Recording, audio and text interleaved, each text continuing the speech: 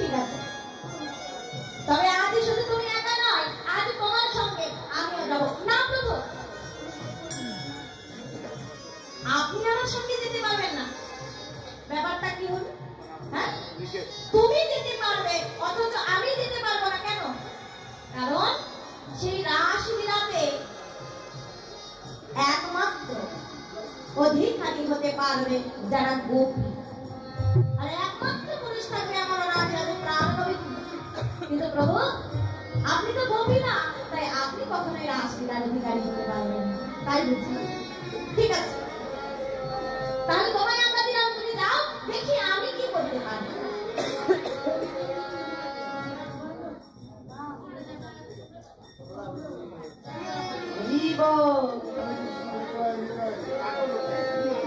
কি বলেছে? নন্দীভিঙ্গিকে ডাকতে চাই, নন্দীভিঙ্গি তাড়াতাড়ি আয়। ওটা কি করতে হবে প্রভু? বলছে তোর মায়ের আঁচলে একটু সিদ্ধি বাটা লাগিয়ে দিতে হবে। প্রভু প্রভু, সিদ্ধি বাটা তো জানতাম আপনি খান, কিন্তু মাও কি এখন একটু মা কেন সিদ্ধি বাটা খেতে যাবে? তাহলে সিদ্ধি বাটা দিয়ে লাগিয়ে দিতে বলছি, যা বলছি তাই তো। বাবা, পিতার আজ্ঞা, পুত্রকে আর ফেলতে পারে? যোগমায়ার আঁচলে দিয়ে সিদ্ধি বাটাখানা লাগিয়ে দিয়েছে, আর সিদ্ধি বাটার গন্ধটা এতই প্রখর, যেই পথে সিদ্ধি বাটা নিয়ে যাওয়া হবে মিনিমাম 1 ঘন্টা, 1 ঘন্টা সেই পথে সিদ্ধি বাটার গন্ধটা থেকে যাবে। ওই দিন যেই আঁচলে সিদ্ধি বাটাটা লাগিয়ে দিয়েছে, সেই শাড়িখানা পরিধান করে যোগমায়া আমার চলে যাচ্ছেন বৃন্দাবনে ভুবন। বলিলে জেনে যে যায়, বলি জেনে যে যায়,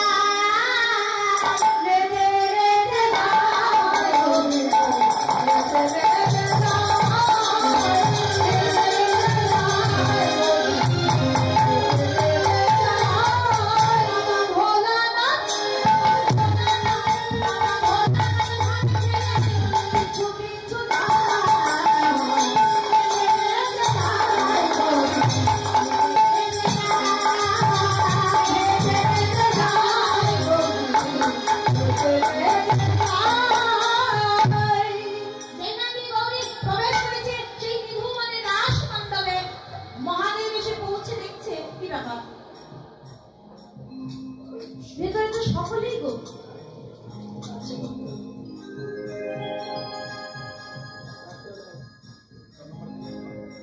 এই গোপীর মধ্যে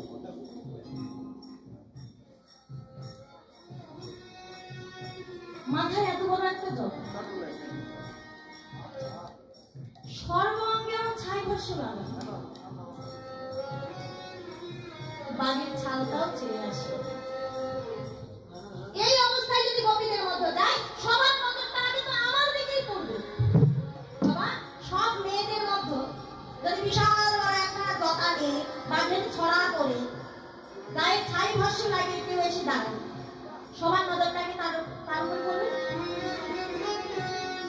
এমন করে কিন্তু সকলে আমায় চিনতে পারবে না, এমন করে যাওয়া চলবে না।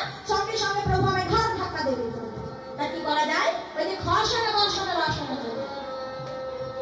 কোন কোন গোপীর অঙ্গের বসন ভূষণ খুলে পড়ে গেছে, সেই দিকে লক্ষ্য করবে। কৃষ্ণ প্রেমে এতটা আপ্লুত, মহাদেব কি করেছে? ওই অঙ্গের বসন আর ভূষণ খানা তুলে নিয়েছে, আর নিজে অঙ্গে পরিধান করে নিয়েছে। কেন? গোপী হতে না পারে, কিন্তু গোপী তো সাজতে পারবো। একদিকে ঢাকে তো আরেকদিকে বেরিয়ে যায়, আরেকদিকে ঢাকছে তো আরেকদিকে বেরিয়ে যায়। এত বড় বিশাল একখানা দেহ, ঢোলের মতো যার পেট, আবার মাথায় বিশাল বড় একখানা জটা, সেটাও ঢাকতে হবে। তো কোনো মতে তো টেনে টুনে ঢেকেছে নিজের দেহখানা, আর নিজের দেহখানা ঢেকে যেই না সেই রাস মণ্ডলে প্রবেশ করেছে, সঙ্গে সঙ্গে রাস চক্র বন্ধ হয়ে গেল।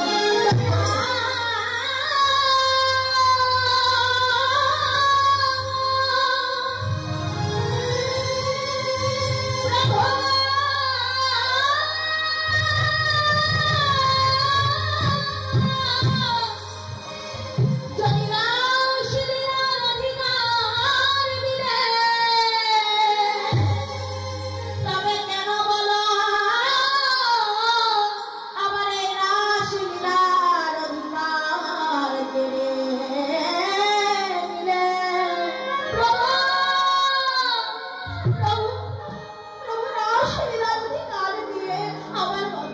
হলো কেন এই রাস চক্র বন্ধ করে দিলে?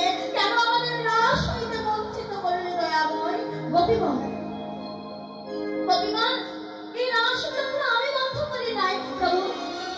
তুমি না চাইলে বৃক্ষের একটি পাতা পর্যন্ত নামে না, সেখানে তুমি না চাইলে রাস চক্র কি করে বন্ধ হয় দয়াময়? গোপীগণ, এই রাস চক্রের একটি নিয়ম রয়েছে। কি নিয়ম? এই রাস চক্রে নিশ্চয় গোপী ব্যতীত কোন বিজাতীয় ধর্মের লোক প্রবেশ করেছে বিধায় এই রাস চক্র একাকী বন্ধ হয়ে গেছে। প্রভু, তবে এখন উপায়? আমরা কি রাস লীলার অধিকারী হতে পারবো না? গোপীগণ, আমি থাকতে তোমাদের চিন্তা নেই। আমি সকল গোপীদের পরীক্ষা করবো, আর যাকে দেব গোপী ব্যতীত বিজাতীয় ধর্মের লোক, আমি সঙ্গে সঙ্গে তাকে অভিশাপ করব। এক এক করে গোপীদের পরীক্ষা করতে লাগলেন। গোপীদের পরীক্ষা করতে করতে করতে এবার দাঁড়িয়েছে মহাদেবের কাছে। ভগবানের চাইতেও আরো বেশি লম্বা গোপী। কেন? ওই যে মাথায় রয়েছে জটা, তার উপর দিয়েছে ঘোমটা। কি ব্যাপার গোপী? এ তো দেখছি আমার চাইতেও লম্বা গোপী। হ্যাঁ,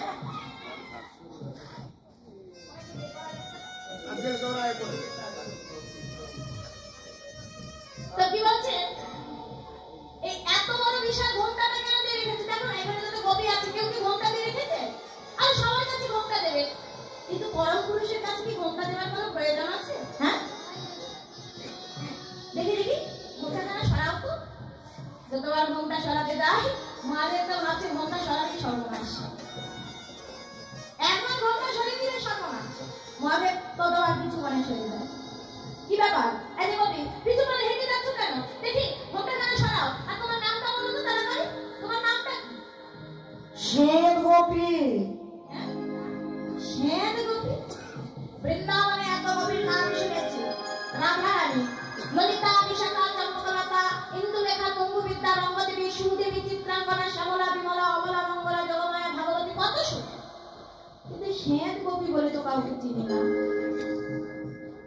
এই এই তুমি এসেছো কোথায় থেকে বলো তো? বাড়ি থেকে। আরে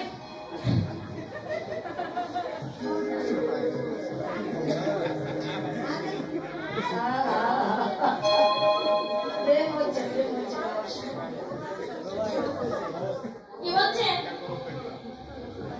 বাড়ি থেকে তো সবাই এসেছে। হ্যাঁ, তাহলে তোমার বাড়িটা কোথায় সেটা তো বলো। হ্যাঁ,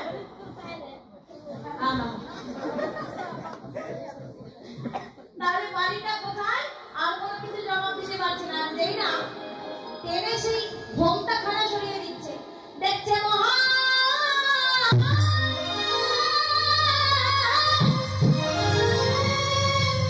তুমি কি জানো না এই রাস চক্রে গোপী ব্যতীত বিজাতীয় ধর্মের লোক প্রবেশ নিষেধ। যেখানে বলা হয় বৈষ্ণব বানাতে খাওয়া সম্ভব, তুমি সেই বৈষ্ণবের শিরোমণি হয়ে এমন একটি পাপ কাজ, এমন একটি অপরাধমূলক কাজ করতে পারলে মহাদেব,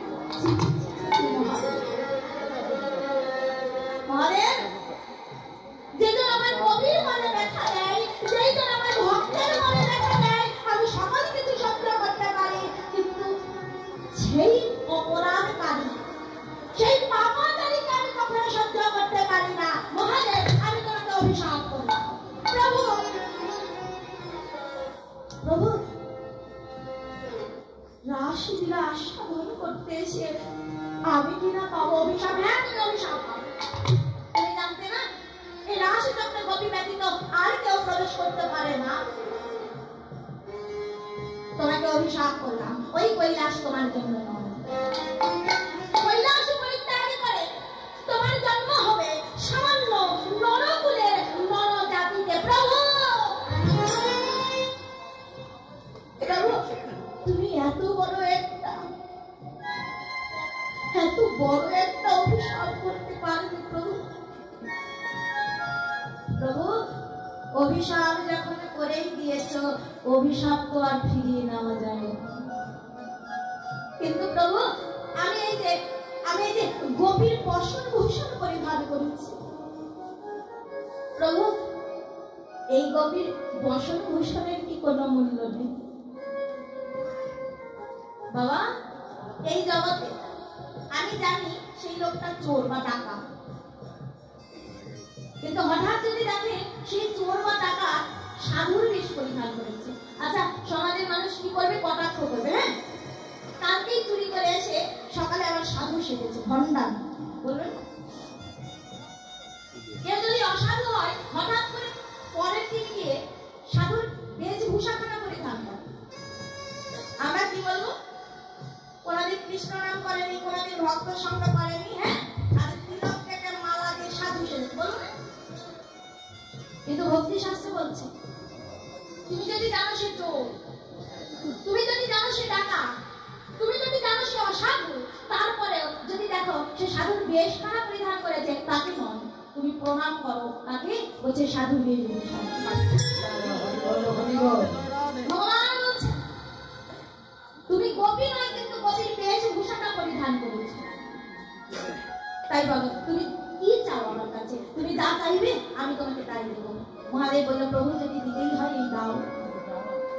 এই জন্মে তোমার রাসলীলা উপভোগ করতে এসে, আস্বাদন করতে এসে আমি পারলাম। তুমি আমায় নরকুলে পাঠাও বা পশু কুলে পাঠাও, যে জাতিতে পাঠাও না কেন, যে কুলে পাঠাও না কেন, সেই দিনে প্রভু, সেই দিনে গিয়ে আমি যেন তোমার এই রাসলীলার অধিকারী খানা হতে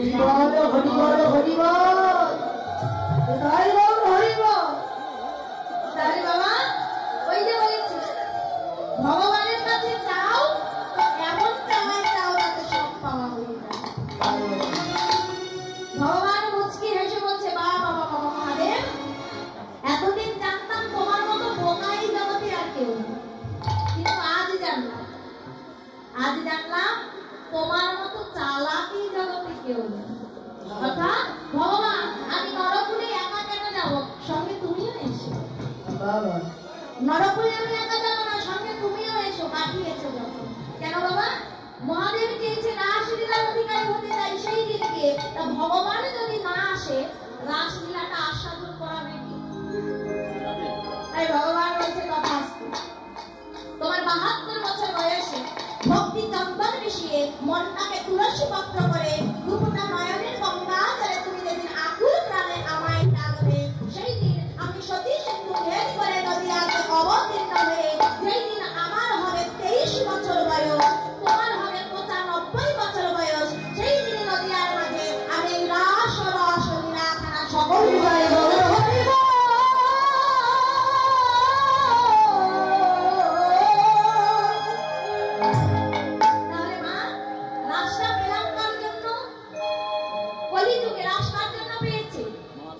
মহাদেব, অর্থাৎ দেবার থেকে হয়েছে অদ্বৈততা। তাই বলছে না আমি আজ তাই পেয়েছি, আজ তাই পেয়েছি, করে দাপেছি আজ তাই পেয়েছি। বাসুদেব বাসুদেব ঘোষ পায়ে